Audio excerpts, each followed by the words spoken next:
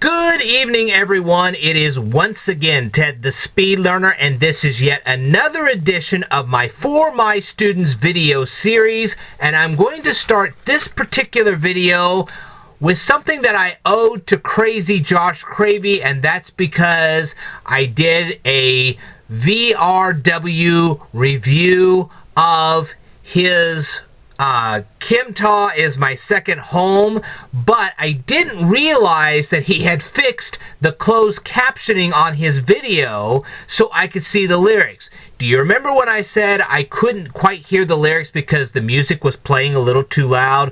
Well, I didn't realize he had fixed the closed captioning. When I realized this, well, actually when he told me this, which I thank you for telling me, I went immediately to the video and I looked up the lyrics, and because of that I owe you this one, and I'm sorry it has taken me so long. I will explain that a little bit later in this video, but this is what I have to say about the lyrics to your song, okay? Most people are usually able to make friends at camp, but the question becomes, how many friends will they make? That's a really good question. It's nice to know that there are people at the camp that are friendly and kind. That's really nice, because not every camp has kind and friendly people. I'm sorry to say that, but it's true. So it's really nice that your particular camp has a lot of kind and friendly people, and they should be able to make friends right off the bat. Okay, so that's a good thing. And it's nice to know that people who stay at the Kimta camp not only look forward to returning to see their new friends, but also new visitors. That's really nice.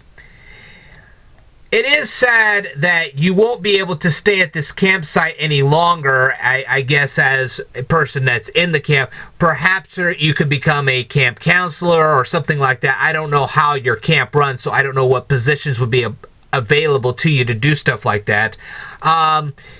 If you can't stay at that particular camp, is there another camp nearby that you can stay at if you want to? I kind of like to know that. Or are you planning to become a camp counselor at this particular camp or whatever? I'd like to know more information on that. That would be nice to know. Okay. And it's also nice to know that you would recommend the Kimta camp.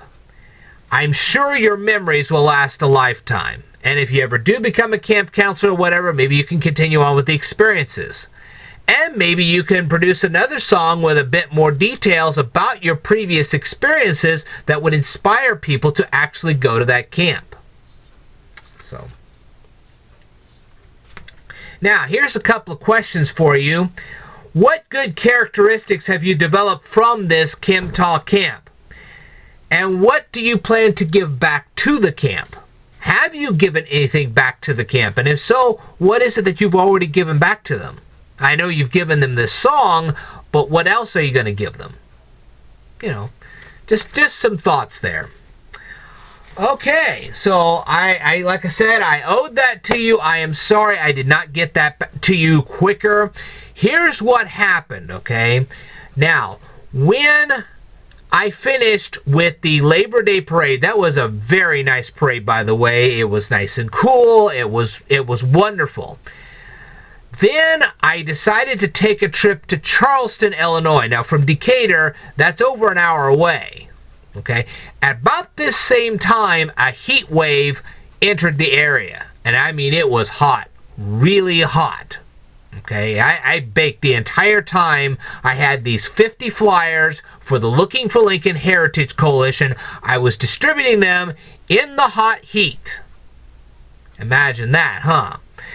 So it was bad. It was really bad. And after I got finished distributing those flyers, of course, the heat wave just continued and continued and continued, and I was sitting here going day after day, when am I ever going to be able to sit down long enough to make a video like this?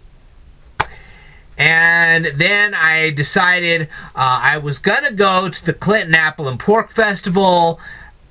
Those plans fell apart. I won't go into any detail about that, but they did fall apart. But while I'm not going to this festival, it is hotter than blue blazes. And that's why I didn't make any videos. I made notes for videos. I have plenty of notes. I just didn't get the videos made. as you can plainly see. Now, you're probably wondering why I am referring to my weekly contest, which I know it hasn't been every week, but it's supposed to be every week. My weekly contest, why am I referring to it as the VRW? I will get into that a little bit later in this video, but in the meantime, I just wanted to let you know that the main reason why I was not making videos is because of the heat wave. There is yet another heat wave that's supposed to come into our area within the next week or two. If it does, I'm not making videos. And the reason for that is that unless I'm going to bed, my particular air conditioner doesn't get turned on. I actually have another one in my living room which does get turned on, and I pretty much do all my work in there until it's time to go to bed. Then I turn the one on in my bedroom. See what I mean? So we actually right now have a cooling off period. It is wonderful to be in here right now, so wow, you know, great, fantastic time to make some videos. But like I said, when you have a heat wave like that, forget making videos.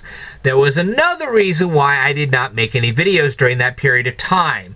I just published my 3rd Kindle book. I will leave a hyperlink to that particular book right down here in the comments below, and in the description below, by the way. In the description below, I'm going to leave a hyperlink to my 3rd Kindle book. It is now on the air. You can go buy it. You can see it for yourself. Read it. I hope you do. I hope you actually take the time to read it. So, anyway. Now, I wanted to get into one other thing before I get into why I keep referring to my weekly contest as the VRW. Okay, I will get into that in just a minute, but I had made a post to Facebook, and I know not everybody saw this. I need to put that in my Speed Learner fan page, and I will at some point, but it was about Hurricanes Harvey and Irma. And I had a few people read it, and they actually agreed with what I was saying. The thing is that I have literally been on YouTube for 7 years, and I have presented a lot of educational materials, as you have plainly seen. Okay? I have been educating you and educating you and educating you. Okay? And the purpose of this was to get you guys away from eviction, starvation, and bullyism. That's why I did all this. Okay? And this actually comes into Hurricanes Harvey and Irma. Now, granted, my education would never, ever stop a hurricane. That wasn't even an expectation when I wrote my piece. Okay, I wasn't saying that my education would ever prevent a hurricane or would stop any of the damage of a hurricane. What I was saying was that people who learned from me and then finally got decent paying jobs could then afford to buy the flood insurance that they would need to rebuild their houses. Also, something they could have done prior to the hurricane showing up was to have rented out a pods, put their extreme valuables in the pods, have it shipped away from the hurricane, and that way their valuables would be protected until the hurricane passed through. And there are plenty of ways to do that. Okay, and that's what my point was. There were things that they could have done to have minimized the damage of valuable goods and to keep themselves safe. Listen, if I was in an area like that, and I knew hurricanes like that could come up and just devastate my house, the first thing I would do is I would go out and buy a camper and have it ready to go at a moment's notice to get out of a hurricane zone like that, so I could keep myself, and if I ever had a family, I would keep my family safe that way. You see what I mean? And these kind of things can be afforded when you have a decent paying job. And the only way you're going to get a decent paying job in this day and age is to have a proper education. And where do you get proper education like that? You can get it right here on this YouTube channel. That's what this is all about. Okay, so that's what my Facebook post was all about, was showing you guys that when you have the education, you can then get the jobs, then you can get the camper that you're going to need, you can get the pods that you're going to need to protect your valuables, and you'll be able to afford flood insurance all at the same time. I know that sounds a little complicated, but it can actually be done, and that's what I was saying. No, my education is not going to stop a hurricane. It's not going to stop a hurricane from damaging your house, but you can minimize the damage that's done to you, both economically and physically, by having this proper education. You see what I mean? And another thing I'm going to answer right here and right now was a Twitter comment that was actually given back to me. They were talking about this reporter. He was standing out in the middle of the hurricane. Let me tell you something. Those reporters that stand out in the middle of hurricanes like that, they are actually doing a public service. They're showing people what they don't want anybody else to do. They're saying, we're suffering so you don't have to. We're showing you what's going on around here so you don't have to do this for yourself.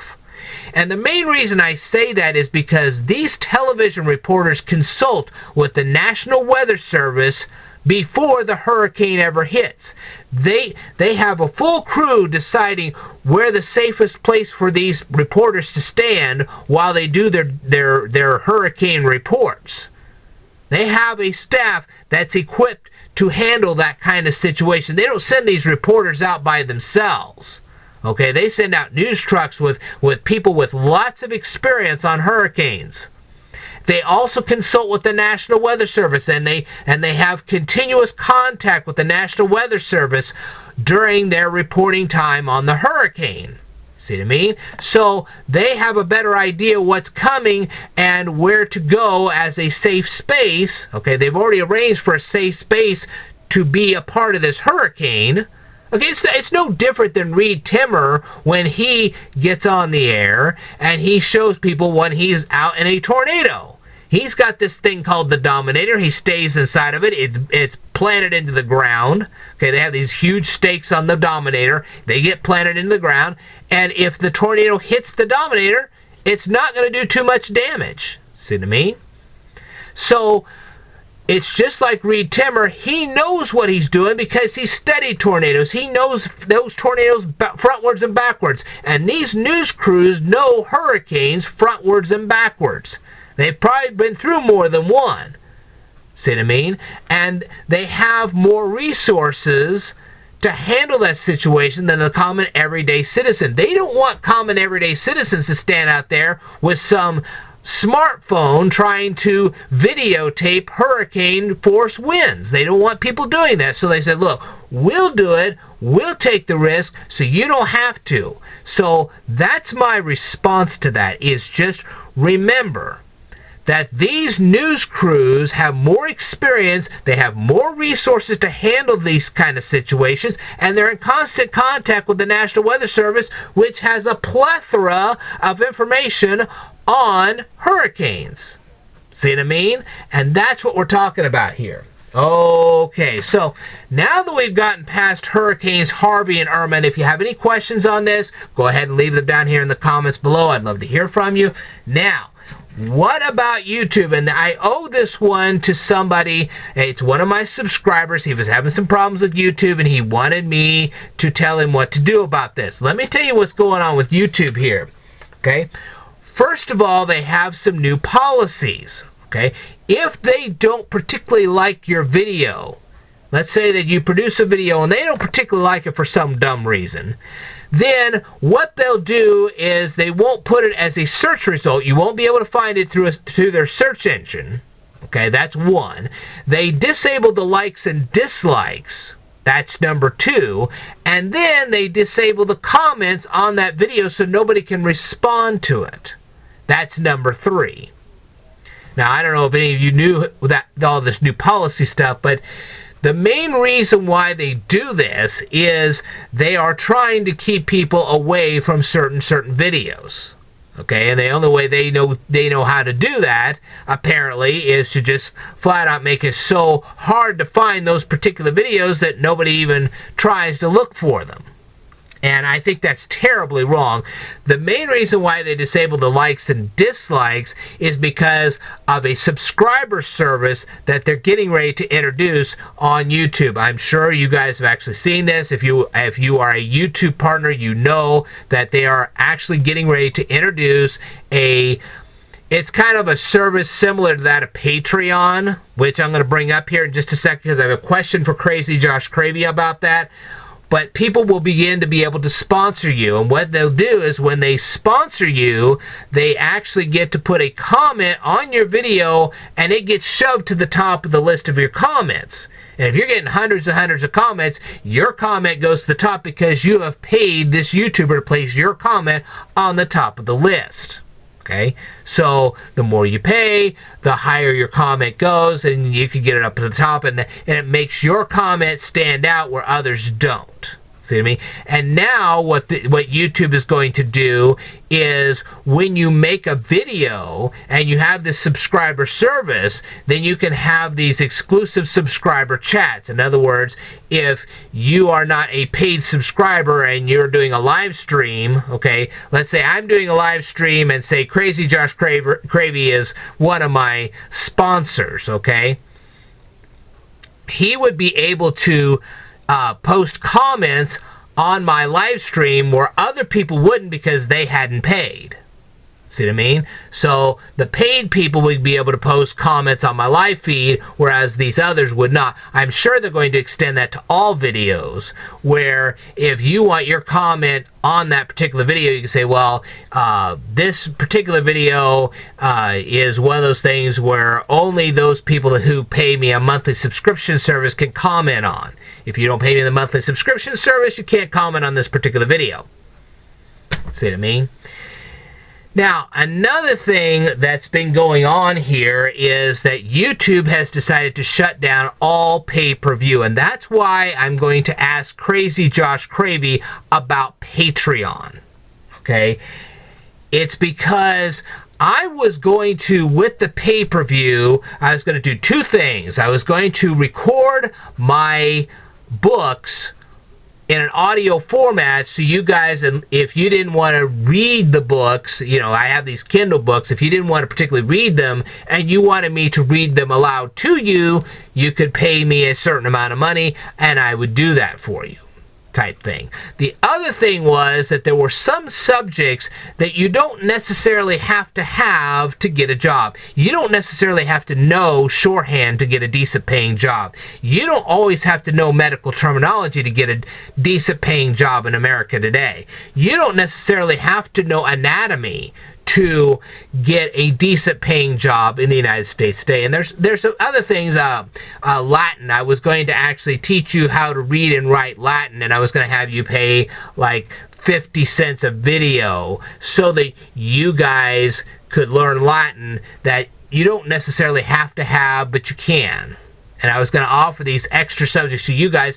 Also, what I was going to do was I was going to upload videos and let some of you people have an advanced peek at these videos and then later on release them to the general public. That was the plan. Unfortunately, YouTube has just completely destroyed, just 100% destroyed the pay-per-view service.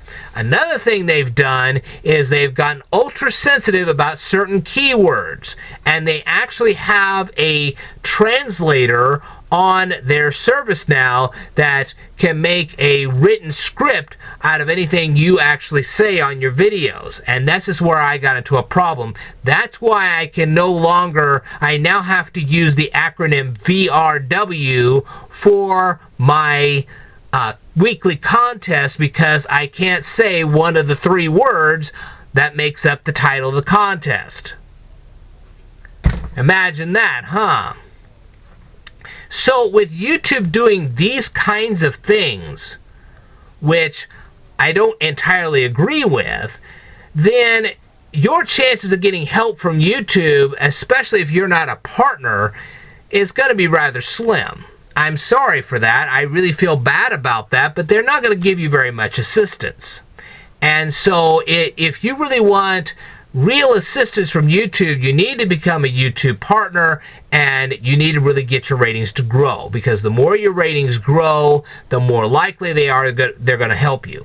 Because otherwise, now here's the thing, some of my videos were flagged by YouTube, and the appeal process is taking more than a week. Think about that. It's taking more than a week. And as you know, when you upload videos to YouTube, those first 2 or 3 days after your video is uploaded is critical to your partnership. And when they flag your video like that, well, there you go. So, yeah, that becomes a real pain in the royal tushy there. So, anyway, I'm just trying to see this. So, from now on, for now on, I'm going to refer to my weekly contest as the VRW. And speaking of that, I do have the notes for my next VRW winner. I have a whole bunch of questions on that, so hang in there, Crazy Josh Cravey. The main question I have for you tonight is this. If I wanted to post my audio versions of my Kindle book and possibly post advanced chapters of my next, I've got about 3 Kindle books in the making right now. If I wanted to post those just to my subscribers and not to everybody else, could I do that? And the second question is, if I do sign up for Patreon, then what would I necessarily have to do for them on a week-by-week basis? As you know, sometimes things don't work out for me as well as other times. Sometimes I could just give you a plethora of videos. Other times, not so much. And what I wanted to know was what kind of obligations would I have to Patreon in order to be a part of it. Because I don't want to be on a rigid schedule, because my life is not a rigid schedule. You can see this from the videos I post now. So that's what I'm trying. And my main 2 questions are, number 1, can I post audio and Kindle type content to my Patreon page and have only people that sponsor me read that material? In other words, if you pay me a certain amount, you can actually see this extra material. If you don't, well, you're just kind of out of luck. Now, eventually, all this material would be made available to the general public anyway, but I'm just trying to see if I can post this in advance, maybe even do videos in advance, post it on a Patreon, and then later on post those videos onto YouTube for the general public. That way, if you want to see it in advance, you can pay me a fee, you can see it in advance. Otherwise, you can just wait, and then after a while, it'll be made available to the general public. Also, I think it would be better to post it on Patreon, because I could then maybe even give it to you guys, give you this material for even cheaper price than what I'm doing on Kindle. I mean, I love writing Kindle books, that's fine, but, you know, some of this content, I'm like, you know, I don't really want to charge them $5, but if I'm going to make any revenue at all off these books, then, you know, I have to charge them an amount of money where I'm going to actually make something out of it. See what I mean? So, the first thing is, can I post things that only premium subscribers can actually see, and that everybody else would not? Secondly, what kind of obligations do I have to post a video to Patreon every week, every 2 weeks, every month? What's the big time obligations to that? I don't know. People seem to be double talking me, and I just don't know what I need to do about Patreon. I don't understand Patreon as much as I'd like to understand it. So if you could take the time and write all this stuff out and let me know, I may go ahead and set up a Patreon page. I don't know that I want to jump through hula hoops with YouTube and their new sponsorship program. It sounds like a good idea, but I don't know. I just don't know at this point. So, anyway, now you guys can see what I've been doing. I've been trying to research Patreon. I'm writing some new Kindle books. I've got notes for new videos. Like I said, there's another heat wave getting ready to come into this area, and if it does, videos may not come up as quick as you want. As soon as the heat waves all break, I should be able to make videos on a more regular basis. Unless, of course, it gets extremely cold, and then that may be a bit of a problem. I don't know. But anyway, I want to thank you guys very much for watching this particular presentation. Now you know what's going on. Please check out my third Kindle book. The hyperlink to that is down here in the description below. It's only $5. You'll really enjoy it. And it's a way to help me to continue on with this channel. Okay? I offer a lot of this content for free. And I don't mind doing it. But the thing is that I actually have bills to pay myself. See what I mean? And so when you help me, that gives me motivation to give you even more. And I want to give you more. And I intend to give you more.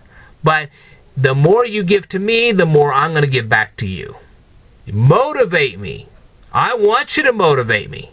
Because I can use all the motivation I can get. So, anyway, so if you guys want to sponsor me, as soon as Crazy Josh Cravey gives me this kind of information that I really desperately need, I will probably make a Patreon page and you can go ahead and sponsor me. But I need to know what kind of obligations I'm going to have with Patreon, and also if I could give you premium-only content for my sponsors. Okay, so if you could tell me all that, that would be great. Thank you very much for watching this presentation. I'm sorry I have bored you guys to death, but at least now you know what's going on here. There are videos coming up this weekend. I'm going to have more time on my hands. I don't have to go all the way out to Charleston to deliver flyers. There's nothing else stopping me. There's no festivals or anything like that, so it will be a good time for me to get back on the air and start doing what I do best. Alright. I will tell you more in a future video, so I want to thank you very much for watching, and by all means, stay tuned.